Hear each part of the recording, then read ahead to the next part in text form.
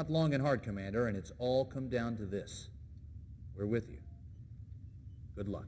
I think that Command & Conquer was groundbreaking because of the medium on which it was delivered. Command & Conquer on CD-ROM. And the type of play that was being given to the consumer. The first time I saw Command & Conquer was at E3. I had walked into the Westwood booth, and the first thing I saw was this in-game pre-rendered cutscene of this AWACS plane crashing into kind of a minaret, a tower, and exploding into a ball of flame. It was only 4 or 5 seconds, but just that one clip had me. I didn't know what kind of game CNC1 was. I didn't care what kind of game it was. I just knew I had to have it. I thought it was amazing. I mean, it was like nothing I'd ever seen before. You know, you had tanks and they're blowing up buildings and airplanes are flying in and nukes are going off, and it was this real immersive experience unlike anything you'd ever played on like a Nintendo before. I just loved, grabbing all these tanks at once and throwing them at my enemy and commanding orcas and and grabbing, soldiers, and, I was in control of an entire army, not just of one person or one car, and that feeling was so great.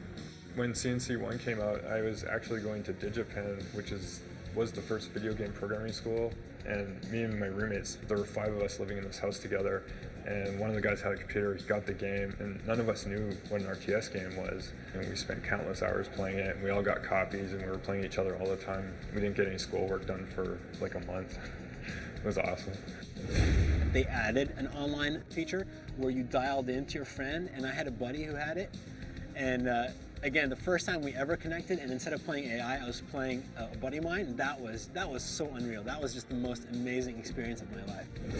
So I was at Origin when the first Command & Conquer came out, but we were just all super hardcore gamers, and we're anticipating CNC for a long time. They had really cool ads, and we were looking at screenshots, and so when it came out, like everybody at Origin went out and bought Command & Conquer and pretty much sold it out around Austin. And I would say it was only about 2 weeks later that we had our own official tournament for Command & Conquer, multiplayer tournament. And it was awesome. I mean, we had like an MC, all the development teams, marketing, everyone was in there playing.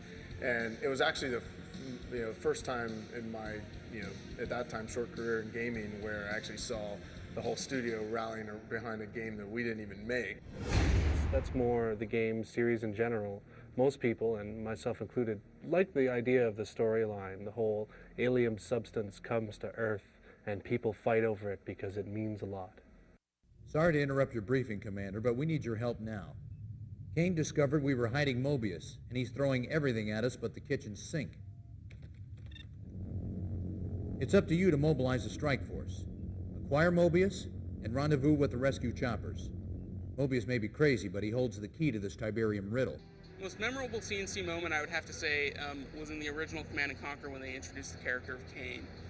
You had been taking your orders from this guy named Seth for like half the campaign, and he was getting sort of jealous of your success, and then all of a sudden he was being really nice to you, and you weren't quite sure why, and he brought you in on this plot to sort of attack America and do this behind Kane's back, and this guy, this bald, mean-looking dude in this black shirt sits down, and he's like, "Hey, I'm Kane, I'm the boss, and you're working for me now."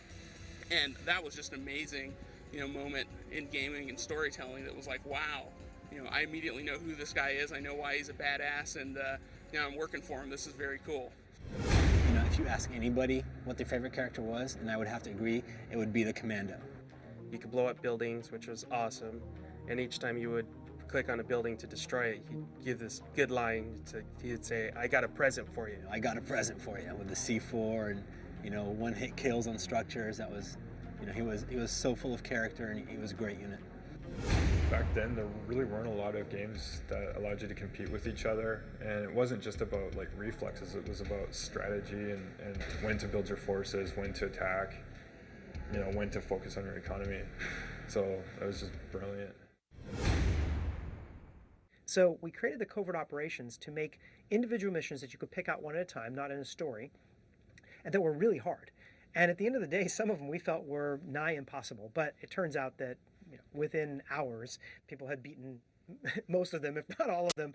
And within days, we had many people that had completed all of them. So I think that maybe we thought it was a little harder than it really was.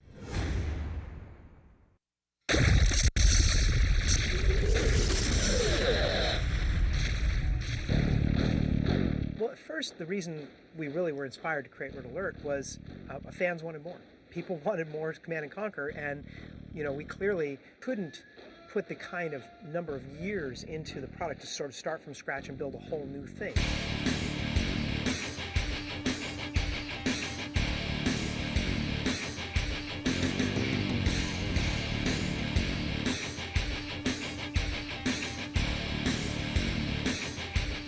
So what we figured was, hey, we could take the basic mechanics of the game, create all new sides, all new units, all new balancing, and change the graphics to some extent, but we really needed a new theme. Mobile Comrades Advance, we will occupy all of Europe within 60 days. Perhaps, but 11 months over schedule. It is vital to our propaganda efforts that we take Berlin before Comrade Stalin's birthday. So Red Alert was the outcome of that. Here was this idea where we could really put some weird science and fantastic units and fantastic stuff into the game and these great superpowers and have a storyline or a fiction that really supported all of it. Commander, you did a fine job rescuing Einstein for us. Red Alert was very unique because it was revisionist history. What if World War II never happened and they had Einstein going back in time and the Soviet superpower being equal to the US, if not bigger? Russia's borders will stretch from coast to coast. Really, the appeal was the movies that tied it all together. Commander, this is Tanya Adams, a professional volunteer.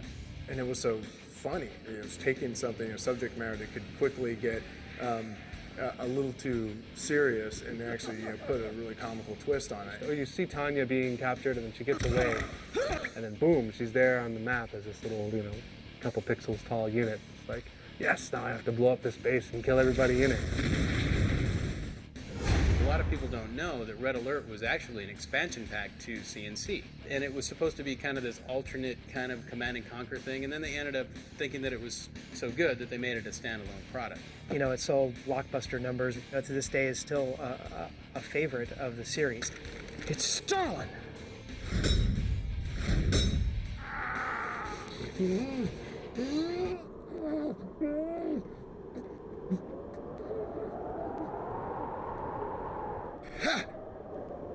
Well, after we had finished Red Alert, once again, we were in this position where it looked like it's going to be a long time before we do our next product. And in fact, we had decided to start over and to build a new engine from more or less scratch to build the next Tiberium game, which became Tiberium Sun.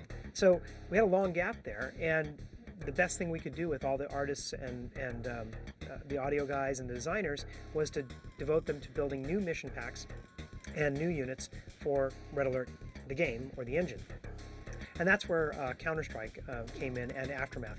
We actually did one right after the other because we did the first one, thought, okay, that'll make everybody happy, and they just screamed for more. So we did another one, and turns out that I think that even that wasn't quite enough. We could have easily done a third. So I think it just speaks to the robustness of the storyline that people were that hungry for more and more content. Brotherhood! We are whole again!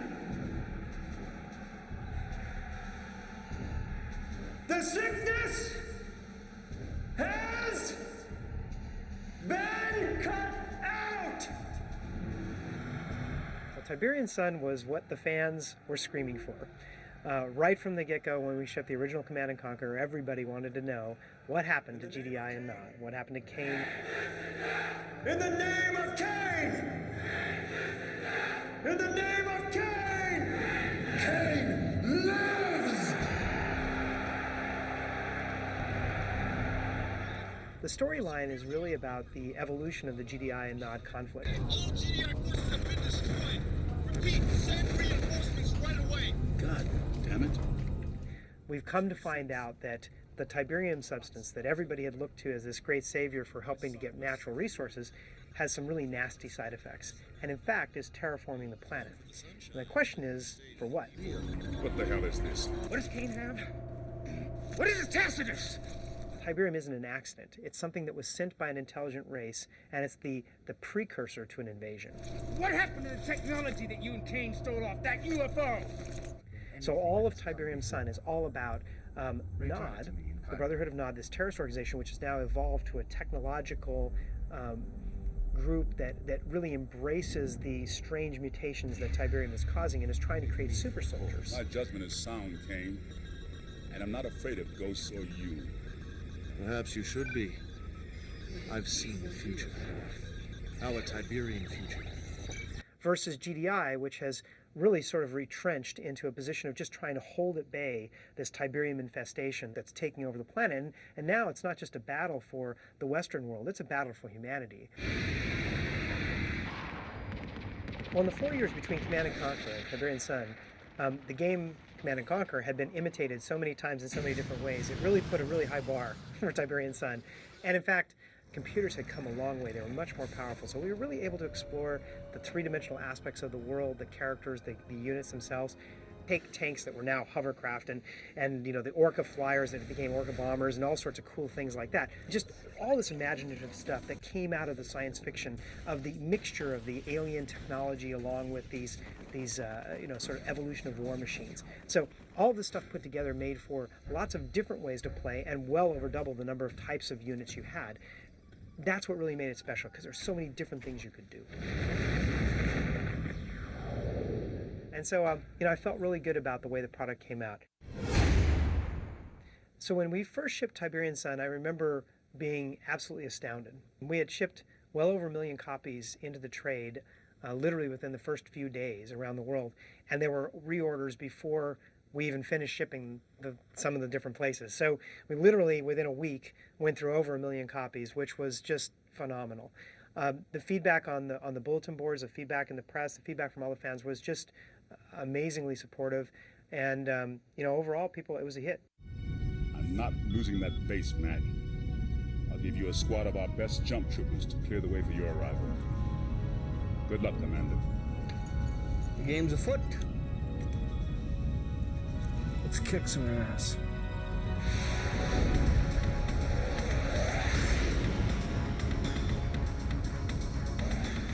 So as we finished up Tiberian Sun and we were working on our next product, and which ultimately became Red Alert 2, we really wanted to make sure that the expansion pack on this product did something a little different.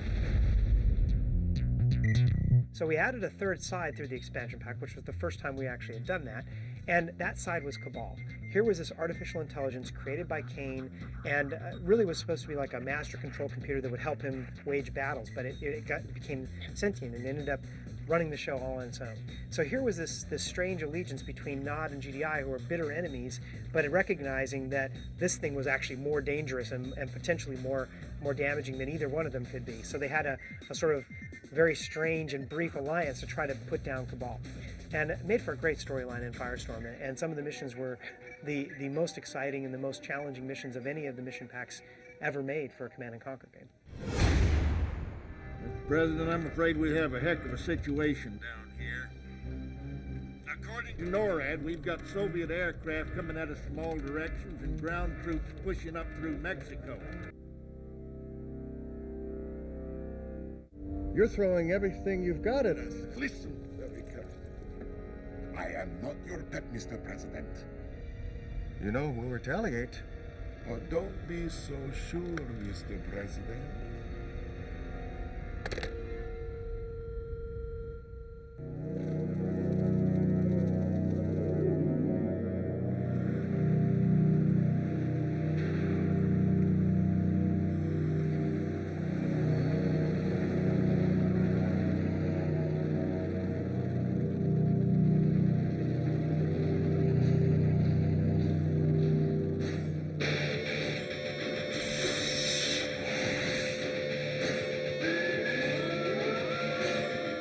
Red Alert 2, things really got exciting in the Red Alert universe. Not only did we have all the weird science from the original Red Alert, but we had sort of gotten religion, and the guys down in Irvine really outdid themselves to make two sides that were really, really different. I was just absolutely blown away by it. I was a big fan of Red Alert 1, but this one just took everything that was great about Red Alert 1 and cranked it tenfold.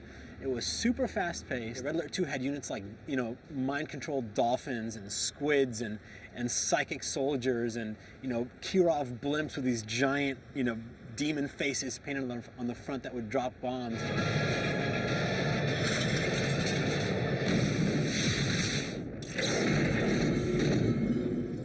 was just over the top, total B movie, hammy acting, but it was hilarious. It was great. We really wanted it to be a light, fun type of game rather than a really serious sci-fi bent. Congratulations, Comrade General. See how the American President Dugan ducks for cover. This is the actual story themselves, the video, we had really become much better at storytelling. So although it was very campy and very intentionally so, the production quality on the video pieces and all the actors and sets was way above and beyond anything we had done to date. The characters that they got were unbelievably funny, and they were overacted in such hilarious ways. The costumes were phenomenal, the sets and props, etc. They're just such a signature CNC moments. Please stand by, Commander. We have an incoming broadcast from General Carville at the Pentagon. I hope you're rested and ready, Commander, because as of 0800 hours, you are in control of every satellite, base, tank, airplane, enlisted man, woman, and child in the eastern United States. I remember, playing through the single player missions and just trying to get to any clips of Tanya. General, I hope the commander is up to speed because we don't have time to waste. I'm sure Tanya has every confidence in you, Commander. Oh, you're sure? Well, it's not. She always became my favorite character, and I think it was the first time she said in letter 2, she's like, I got a present for you. And then she, blows up a bunch of soldiers in front of her, and I thought that was the coolest thing ever. Yeah, Tanya, I mean, she's sexy, she's hot. If we don't move fast enough, we'll all become slaves to Romanov. The CNC community just goes, goo goo gaga over There's her. nothing worse for a soldier than lose her mind. It played so well. The pacing was so well done. It was so fast paced. All the units were, as close to perfectly balanced as possible. I remember Mark talking about designing high, making sure that all of the game elements really had huge impact. So explosions were never small, they were always big. And, a unit wasn't a little bit better, it was a lot better than the last one. Rhino tanks didn't get a bit better with veterancy, they got 3 times better. And all of this really combined to make this sort of frenetic game experience that just exploded onto the screen. This series was all about making decisions in the clutch. And the faster we could make people play, the more we forced them to make decisions with imperfect information and without a lot of time to sit down and ponder it. You either make a decision or you die. Right from the very first moments of Red Alert 2, you knew this was going to be a game that was just going to grab you by the throat and drag you through it. And that's exactly what it did. It was such a good game. I fell in love with that game the moment I saw it. And, to this day, it's my favorite CNC game of all time. Red Alert 2 was, I still think to this day, one of the best strategy games ever made. And it was just, this quirky, campy, fun universe tacked onto this just amazing gameplay.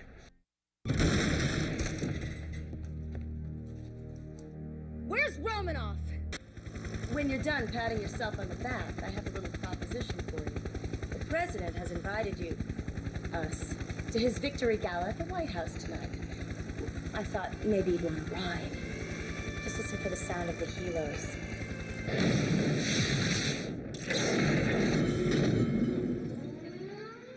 Is it done, Yuri? No, Comrade Premier. It has only begun. We are now at DEFCON 2. What the devil is going on, Lieutenant? He's surfaced, Mr. President. I'm sure you all recognize this man. We know him only as Yuri, fugitive advisor to Soviet Premier Romanov. While we were busy fighting the Soviets, Yuri was using his mind control technology to establish a secret army of his own. With Yuri's Revenge, we needed a villain that was, everything Kane was to the original Command & Conquer's even more. Constructed some sort of device there. What kind of device? Perhaps I can explain, Mr. President. Yuri. The device is called a Psychic Dominator. There is a network of such devices spread across the globe. More of your mind control tricks? No tricks, Mr. President. In a few moments, I will unleash a tidal wave of psychic energy designed to dominate the minds of an entire planet. There will be no more free will, only my will. Yuri. This Yuri is going down. We take care of traitor Yuri. Udo Kier, very well-known German actor, really got into the character and did a phenomenal job of bringing Yuri to life. Here you are, And to this day, he becomes one of the most iconic characters in the entire Command & Conquer universe. With the addition of Yuri's Revenge to Red Alert 2, I think really the Irvine team pretty much perfected real-time strategy in its time. Yuri's Revenge added a third side that was yet again completely different from the other two sides. Everyone was kind of mind controlled or had slaves, and that was the side that was the most filled with the most personality. You could explore your character of how you would do your strategy in totally different ways, and these units could combine. The IFVs could actually, you could take one unit and stick it inside another unit and change its functionality, and there were so many different possible combinations that it felt like you were constantly discovering new units that could be used in the battlefield. It was, I think to this day that I know of, the beefiest or meatiest expansion pack for any RTS game, and really for any game that I've played.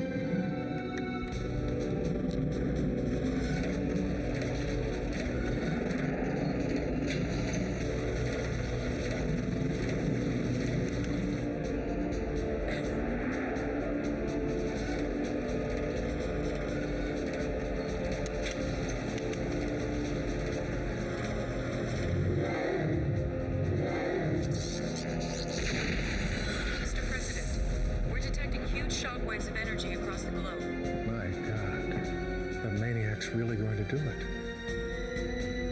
May God help us all.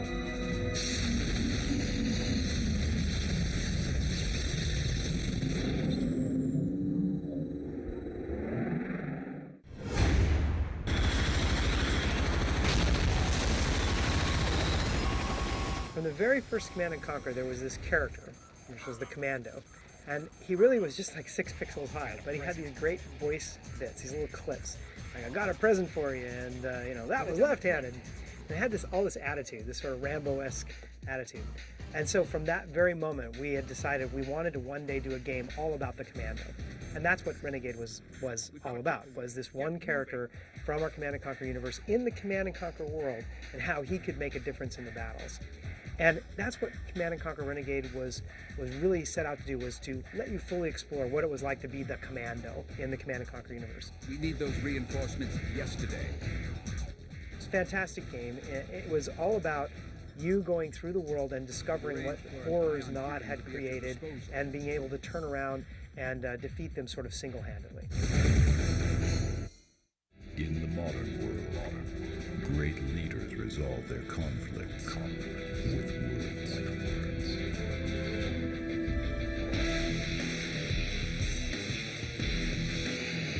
Step launcher. Carbon bomb. In the case of Generals, it was really to take the world of Command & Conquer, the gameplay style of Command & Conquer, and set it in a contemporary warfare theater. I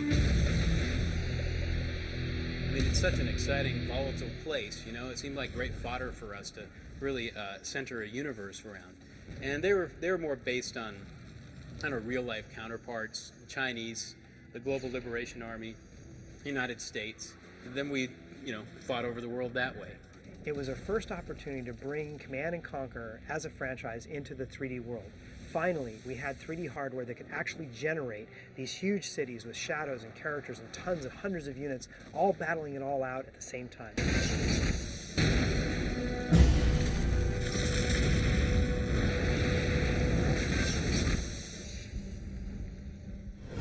My job, you get these assistants, and then we had this kind of brand new one, this green guy wanted to help everybody, right?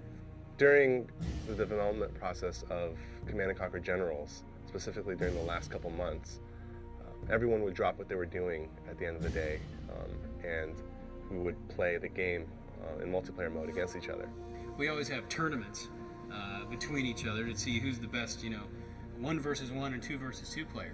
I, the lowly QA tester at the time, was playing against one of the game's senior producers. We have this intense competitive nature amongst the team. It was a real competitive game. But at a certain point, I sort of turned the corner and started to take him out. And we were in the tournament, and I thought it would be great to just page him while I was playing against him. Next thing I know, I hear him on the intercom system of the building saying, "Amir Rahimi, please report to my office." Of course, I'm playing him at the time. So I drop the game, run upstairs, see what he wants, and without taking his eyes off of the screen, he barks some mundane task that he wants me to do the next day, and by the time I get back to my computer, half my face is gone.